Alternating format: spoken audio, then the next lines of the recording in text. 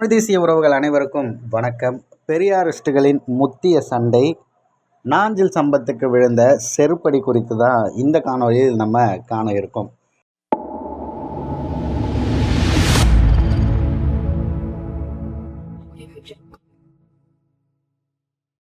முன்பெல்லாம் நம்ம இந்த செருப்படிங்கிறது ஒரு பதிலடிக்கான ஒரு வார்த்தைகளாக பயன்படுத்தணும். இதில் அப்படி இல்லைங்க. உண்மையாலுமே செருப்பால் அடி வாங்கியிருக்காரு அப்படிங்கிறது தான் ரொம்ப சோகமான நிகழ்வாக பார்க்கப்படுது.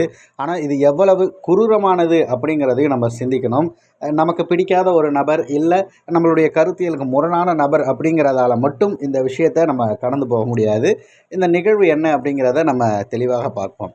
நியூஸ் கிளிட்ஸ் அப்படிங்கிற ஒரு தனியார் ஊடகம் பார்த்திங்கன்னா, நேற்றைய தினம் ஒரு விவாத நிகழ்வை அரங்கேற்றிருக்காங்க. அதில் 4 முனை போட்டி, களத்தில் முந்துவது யார் அப்படிங்கிறது தான் அதனுடைய தலைப்பு. இது சென்னை ஆழ்வார்பேட்டையில் நடந்திருக்குங்க.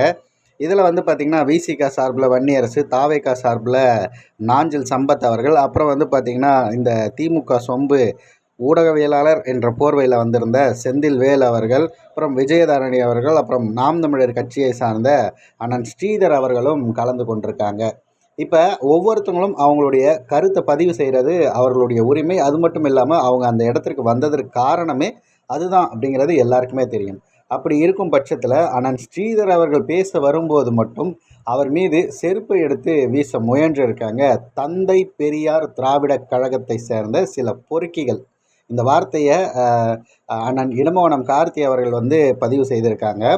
தந்தை பெரியார் திராவிட கழகத்தை சேர்ந்த எச்ச பொறுக்கிகள் அந்த செருப்பை நாஞ்சில் சம்பத் முகத்திலே விழுந்திருக்கு. அதாவது அண்ணன் ஸ்ரீதர் அவர்கள் மீது வீச முயற்சித்தது நாஞ்சில் சம்பத் முகத்தில் விழுந்திருக்கு. அதன் பிறகு அங்கே இருக்க எல்லாருமே அதை கண்டிச்சிருக்காங்க. அண்ணன் ஸ்ரீதரிடம் நாஞ்சில் சம்பத்திடமும் மன்னிப்பு கேட்டு மன்றாடி இருக்கிறார்கள்.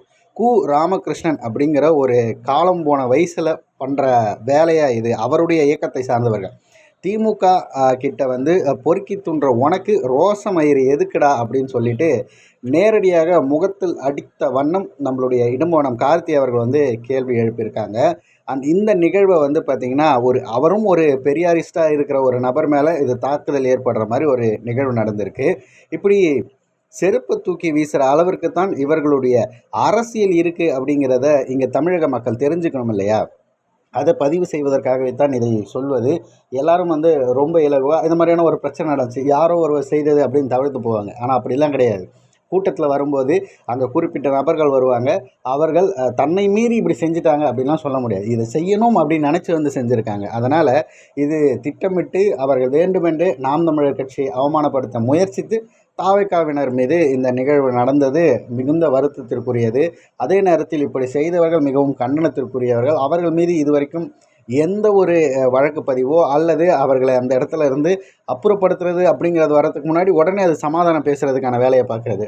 இன்னொரு பக்கம் பார்த்திங்கன்னா, நாங்கள் ஏற்கனவே இப்படி ஒருத்தவங்க செஞ்சவங்க தான் அப்படிங்கிற மாதிரி பெருமை பேசுவதற்காக இதை அவங்க எடுத்து வைத்திருக்காங்க.